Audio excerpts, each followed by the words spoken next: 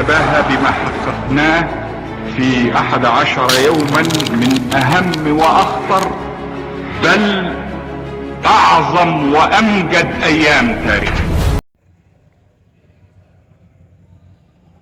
Assalamualaikum warahmatullahi wabarakatuh. Alhamdulillahilladzi hadana bi'abdihi al-mukhtar man da'ana ilayhi bil idni wa qaddadana labbaika ya man dallana wa hadana.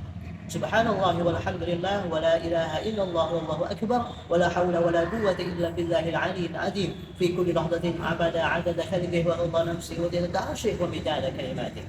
Hadirin yang dirahmati oleh Allah, Palestina merupakan suatu wilayah, suatu daerah, suatu negara yang dimana yang sangat dimuliakan, yang sangat diberkahi oleh Allah Subhanahu wa Ta'ala. Bahkan di sana lahir 3 agama besar samawi yang diturunkan oleh Allah Subhanahu wa Ta'ala, tempat kelahirannya para nabi, tempat kelahirannya para rasul. Di sana ada 3 peradaban agama, yaitu Yahudi, Nasrani, dan Islam. Bahkan Islam sendiri memuliakan Palestina, saudara. Karena kenapa? Karena ada monumen yang paling ikonik di Palestina. Apakah itu? Baitul Maqdis. Sebab dikatakan dalam Al-Quran surat Al-Isra ayat 1, Bismillahirrahmanirrahim, Subhanalladzi asra bi'abdihi laylan minal masjidil haram ilal masjidil aqsa alladzi barakna haulahu. Oke, dalam surat tersebut dikatakan bahwasanya Nabi Muhammad sallallahu alaihi wasallam diisrakan dan dimi'rajkan dari kota Makkah, dari Masjidil Haram ke Masjidil Aqsa yang ada di Palestina. Oleh karenanya, kita akan membahas bagaimana sih sejarah rentetan yang sangat panjang di negeri Palestina ini. Oke, kita mulai dari bangsa Kanaan. Bangsa Kanaan ini adalah suatu bangsa, nenek moyangnya bangsa Palestina, yang dimana bangsa Kanaan ini adalah ras campuran antara Arab dan juga Yunani. Pada zaman Nabi Allah Ibrahim alaihissalam, Palestina dijadikan tanah yang sangat dijanjikan oleh Allah Subhanahu wa Ta'ala untuk kaum yang beriman.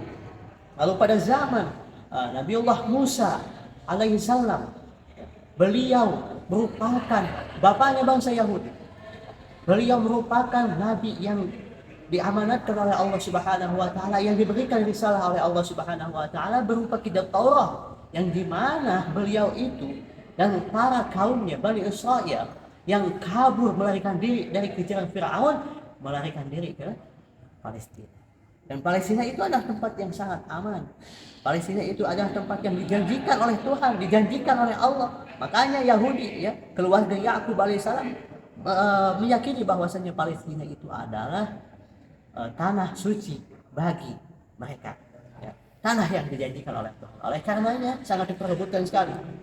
Pada zaman Nabi Sulaiman telah terjadi peradaban yang sangat besar, yang sangat agung, yaitu Baitul Maqdis. Baitul Maqdis itu adalah berupa peradaban bentuk bahwa bukti bahwasanya Palestina itu merupakan peradaban yang sangat tua, yang sangat lama. Oke. Nah, berlanjut ke peradaban ketika zaman Nabiullah Isa alaihissalam. Ketika itu Palestina dikuasai oleh orang-orang Romawi, yang dimana orang-orang Romawi menjadi penguasa Palestina di sana. Berlanjut pula estafeta kekuasaan dilanjutkan oleh Rasulullah SAW. Ketika itu wafat Rasulullah SAW, berganti Abu Bakar, berganti kepada Umar bin Khattab. Umar bin Khattab merupakan orang atau sahabat khalifah yang berhasil menaklukkan Palestina dari tangan Romawi. Nah, disinilah awal kisah Palestina menjadi tanah kekuasaan yang dikuasai oleh Islam, yaitu Umar bin Khattab, ya. Nah, berlanjut dan berlanjut di sana terdapat peradaban yang sangat maju, mulai dari pendidikan berupa Masjidil Aqsa gitu, berupa pembangunan infrastruktur Masjidil Aqsa, juga lembaga-lembaga pendidikan yang lainnya, berlanjut sampai ke Turki Utsmani. Nah, pada akhirnya muncullah kekacauan, mulai percikan-percikan kekacauan, ya, yang berasal dari seorang bapak Zionis Israel yang ketika itu menghampiri Sultan Hamid III sebagai kekuasaan terakhir Utsmani itu. Beliau menawarkan sebuah emas gitu untuk membeli tanah yang ada di Palestina untuk dijadikan negara orang Yahudi, saudara. Namun Sultan Hamid III menolak. Sultan Hamid II menolak tawaran tersebut. Karena kenapa? Karena beliau sudah tahu, sudah feeling bahwasanya dia akan menjadikan negara Zionis, bukan negara Yahudi. Ya. Jadi kita perlu garis bawahi bahwasanya Yahudi dan Zionis itu merupakan spesies yang berbeda. Ya. Jadi mereka ingin menguasai Palestina karena mereka sangat tertarik dengan historisnya yang dijanjikan oleh Tuhan. Oke. Baik, berlanjut kepada deklarasi Balfour yang gimana Inggris memberikan janji kepada Israel untuk memberikan tanah yang ada di Palestina kepada Zionis Israel, dan berkembang pasca Perang Dunia Pertama. Ya. Deklarasi Balfour dikeluarkan, menandakan Utsmani runtuh dan berakhir juga kekuasaan Islam. Nah di sana muncullah imigran Yahudi yang datang ke Palestina. Namun ditolak oleh Palestina. Oh no, ini rumah saya, gitu kan. Saya tidak mau menerima Anda, gitu kan.